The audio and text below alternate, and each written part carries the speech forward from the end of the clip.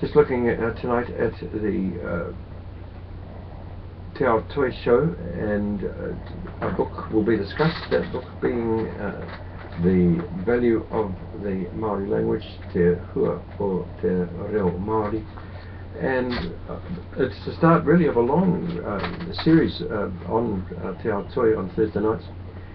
Going back 3 months, I interviewed quite a few people about the Reo and Te Rautaki Reo Maori, the Maori language strategy, and now what I'm looking at is a very solid analysis of this particular book, a chapter a week or possibly 2 chapters a week, because it's quite a long book and there's quite a few chapters in it.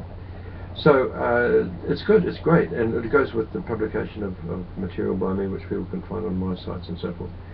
But that's not the point. The point being that there's a lot of interest out there right now in the Reo and its organisation, its teaching, its status in the country, and it's great, it's really good. And so tonight we start.